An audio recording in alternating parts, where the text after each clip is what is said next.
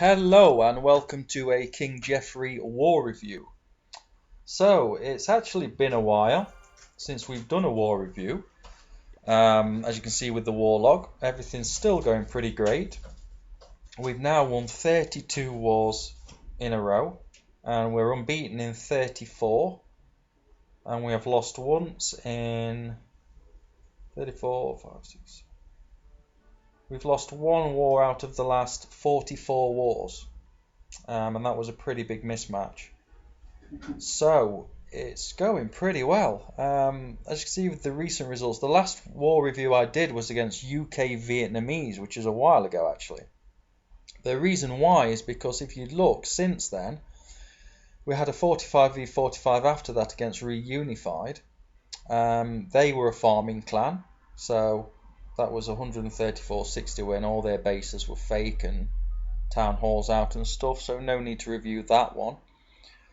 There was 25v25, we had two of those, and then of course at the time don't usually do reviews for 25v25s, we won both of those.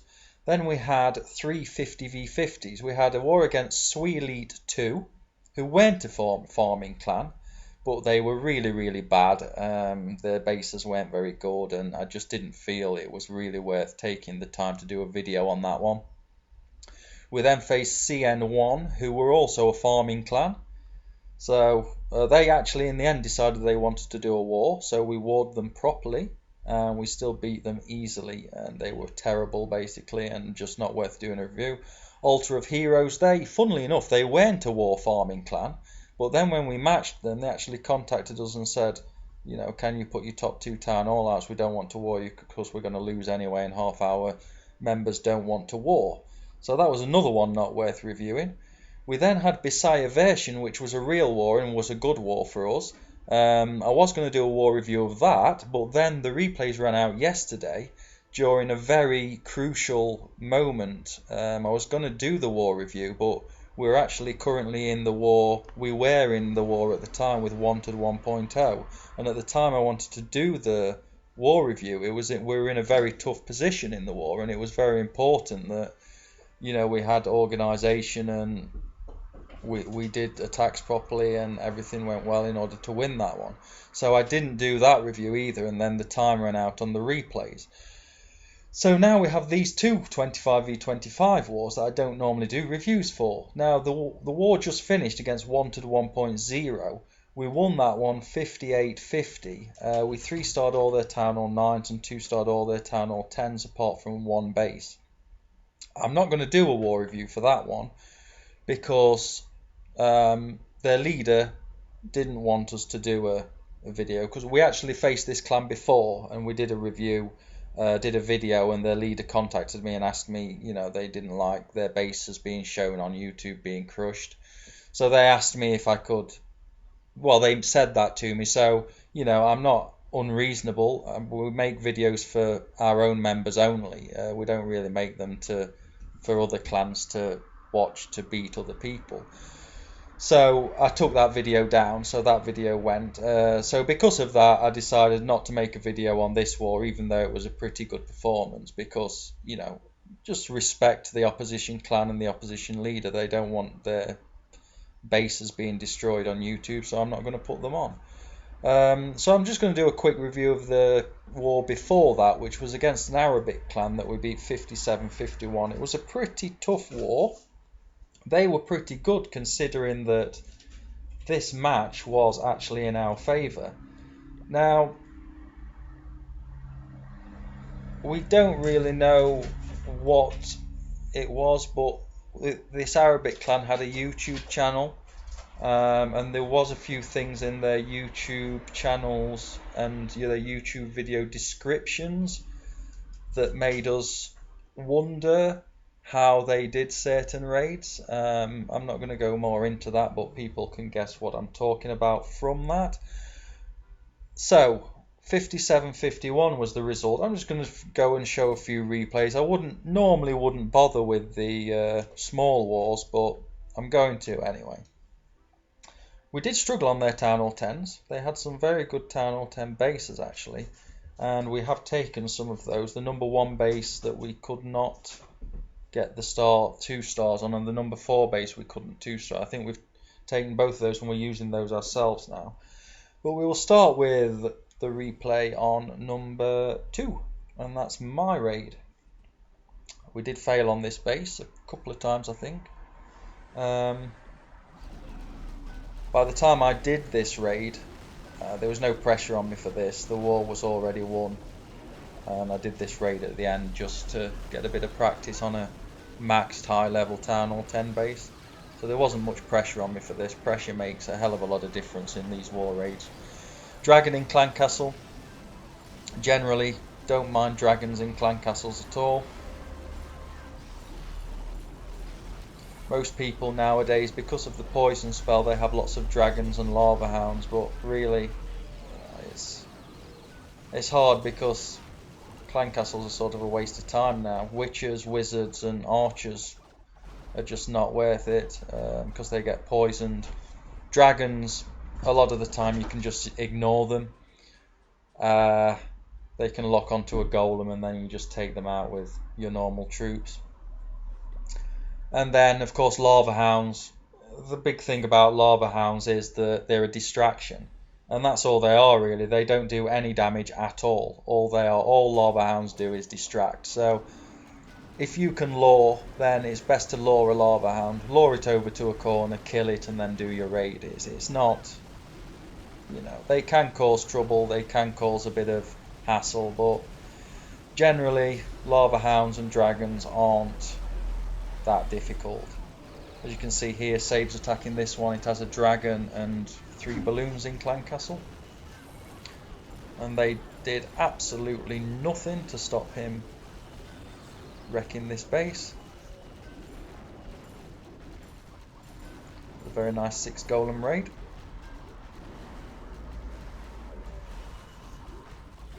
I'm not going to watch the rest because all it is clean up now. So number 5, big one. This is a base we actually struggled on. We attacked it with go wipe and struggled.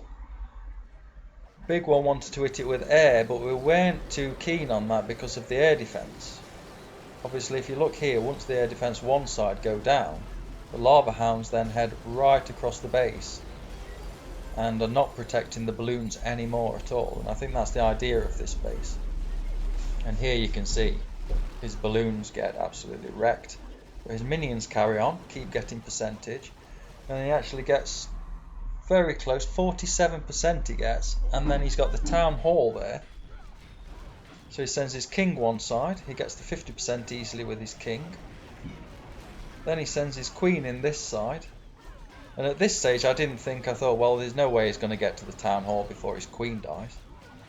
But he takes out both heroes with his queen, and then she locks onto the town hall. Town hall down, 50%, 2 stars. Great raid by Big One. Big One, a new member of ours. He's been doing really well lately, actually. He's been taking out some good bases. It's always good to have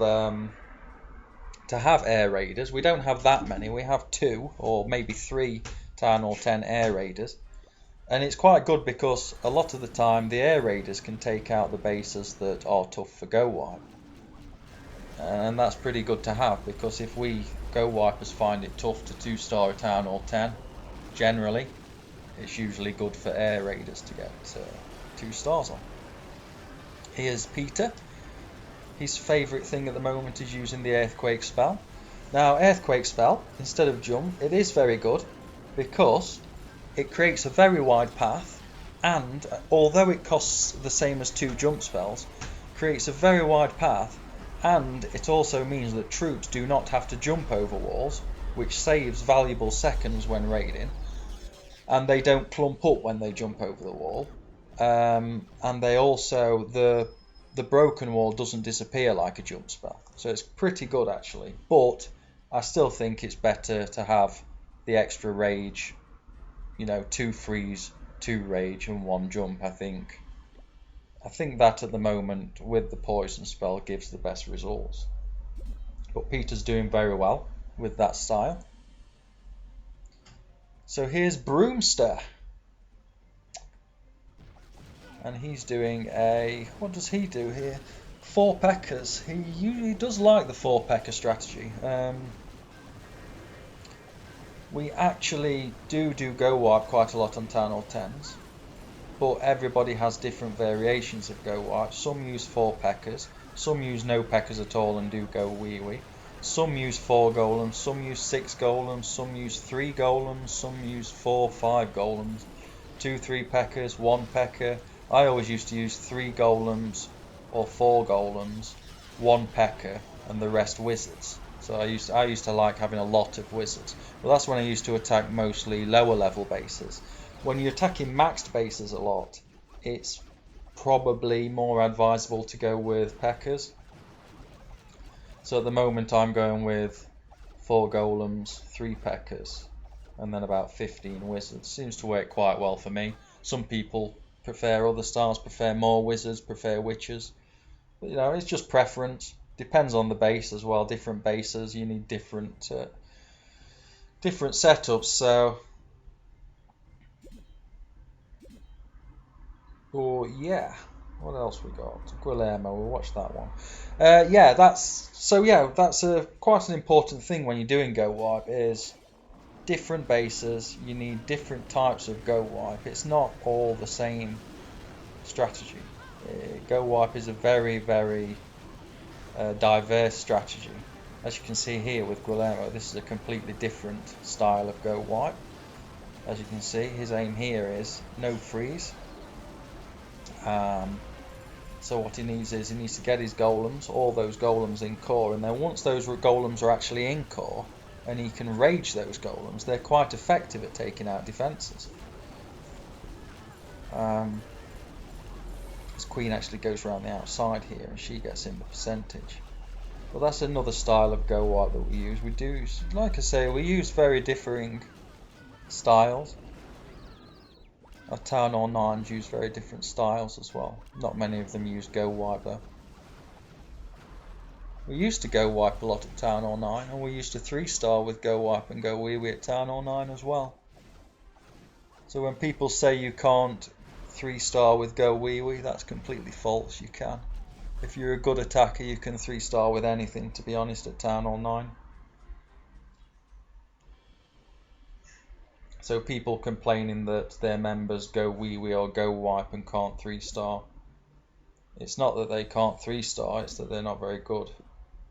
Okay, what we've got, some 3-stars. Tito on number 17. Oh, actually, this is Town Hall 10. I'm not going to show Town Hall 10 3-stars. Sorry, Tito. Mayfair on number 18. Here we have a Go Lava. Like I was saying with the Go Wee Wee and Go Wipe 3-stars, we actually had, who was it? We had Freckly Tag, who used to go wipe, go wee wee. We had, who was the others? We had the guy from the Philippines. What was his name? Left recently. I can't remember now. And I think, did Tito used to do go wee wee a bit as well at Town Hall 9? Can't remember, but we've had quite a few Town Hall 9 raiders that used to use go wee wee and used to 3-star quite regularly. Not so much on the maxed basis, but you know, on correct basis, if you use go wee wee, then you can 3-star. I think good attackers, if they look at the base and they think about how they're going to attack it, at Town Hall 9, who's a very good attacker, can 3-star with any strategy. This doesn't mean that bad attackers. This doesn't mean that people who don't 3-star Town Hall 9s all the time are bad attackers. I'm just saying that a good attacker can use a varied amount of different styles and different strategies to actually achieve 3-stars. I don't think they need to be forced to use certain styles. So that was Mayfair with a Go Lava Loon Ray, which is going to be a surgical Goho. Everybody, of course, has their own style and their own favourite strategy, don't get me wrong, and and people should stick to mostly what they know and what they're good at. But different bases do require different strategies. You can't do the same attack on every base. But we do get that quite often, that people against us, especially Town Hall 9s, try and do the same attack every time on all of our bases, and it doesn't really work. You have to, if you want to maximize your star count, then you gotta take into account the different base designs and the different, where the defenses are, where the heroes are, where the giant bombs are, where the spring traps are, everything, how big the compartments are. You know, and even when you go wiping or go wee wee, you got to decide how many jump spells you need, how many heal spells, how many rage spells. You got to think about your rage, and we're quite lucky at King Geoffrey that we do have people who are like that. They take time over their raids. If you ever face King Geoffrey, you will notice that at the beginning of war, we won't do many attacks. Sometimes we can go 2-3 hours before we even do one attack. The reason for this is, it's not that we iMod or anything like that. We don't iMod at all. All our raids are legit, and you know, we don't have people in the clan who iMod, or at least not as I know of. And I can't say I suspect any of the new members or the members we don't know very well. I can't say that there's any suspecting iMod going on. All our raids are legit. So yeah, I forgot what the point was there, but yeah, we're quite lucky that people, oh yeah, we don't raid straight away. We usually take 2, 3, 4 hours at the beginning of war to actually take the time to plan raids and look at bases and decide on our strategy of attack. And we also like to see what the enemy are going to do, how good they are, what sort of strategies they are going to use, before we decide who attacks where and what we attack with. It can affect that. Usually we'll attack the enemy regardless of how they're going to attack us, but it can later on, it can make a big difference.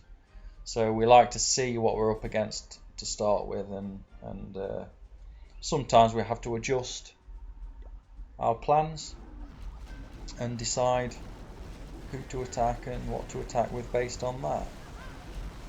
So we are very organised as a war clan. It's not just go in, attack, pick a number and all that. We've won 32 wars in a row now. We're unbeaten in 34 wars. And there is a reason for that. You don't win that many wars in a row without being either very good and very organised or cheats. And we definitely aren't cheats, so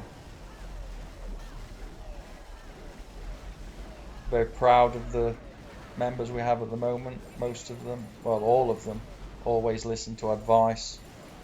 A lot of them have been with us for over a year now, our core members. It really helps that everybody, you know, knows each other and knows each other's styles, knows how they attack, can all help each other because they know how each other are going to raid. Things are really good at King Geoffrey at the moment. We're in a really good place. Hasn't been a lot of videos lately, I apologise for that, but that's the reason for that is because we've been very busy. It's summertime, so me and Wooks have been trying to get out whenever we can, which hasn't been very often because we've had some tough wars lately. So yeah, hopefully more videos coming up. Still summer holidays to have, so it won't be as active when it comes to videos and articles and things like that, but believe me, the clan is as active as ever, probably even more active than it ever has been, and even more successful than it ever has been. Which has always been the aim for King Geoffrey. We always aim to improve no matter what happens. I mean, not long ago we had a few members leave who had max troops and max heroes, and they actually left at the beginning of this winning run, and since then we've gone from strength to strength. We've had some new members come in, and we are stronger now than we've ever been before as a clan. On a whole, we are very, very strong. If one place we used to struggle a little bit, it was at Town Hall 10, getting all the Town Hall 10s down. And we did a bit in this war, but most wars in the big wars, the 50v50s and 40v40s when we have, you know, lots of attacks. We're usually looking at between 10 and 15 town hall 10 attacks left over or spare by the time all the town hall 10s have been 2-starred. And it's very often as well with the 3-star raids on the town hall 9s that we end up, after we've 3-starred all the town hall 9s, that our town hall 9s are actually trying to 2-star the bottom town hall 10s to help out because they've no town hall 9s left to attack. So we are doing very, very well at the moment. We're in a very good place. As always, we can improve. We will look to improve. And we will get to where we want to be. At the moment, we're at where we want to be, but obviously in the future, we're going to want to be better and better and better. So that's it for this. The stats on this war, we'll look at those. 9 3-stars, 14 2-stars, and 2 1-stars. The 3-stars, that's where won it for us. Their town hall 9s just go wiped us all the time and got no 3-stars. The only 3-star was a town hall 10 go wipe on us, I think. They did very, very well on our town hall 10s. Give them credit for that. Yeah, most heroic attack, big one. Heroic defense, Tito. So that's it. That's that. I'll go and have a look at the old war log. As we can see, very, very nice. That's 20 minutes, so I'm going to leave you at that. I'm going to do another video after this, and I'm going to show people how to do the Queen Healer Dark Elixir farming, because I've been asked about that in chat a few times, and people have posted a few replays of it going wrong. So I'm going to do a little bit of a guide on that. That should be coming up later today, or actually it probably will be posted at around about the same time as this. So we'll see you for that one, and hopefully you've enjoyed the video, and yeah. See you again soon for another King Geoffrey War review, and hopefully it's going to be another victory. Thank you very much for watching, and I hope you enjoy the rest of your day.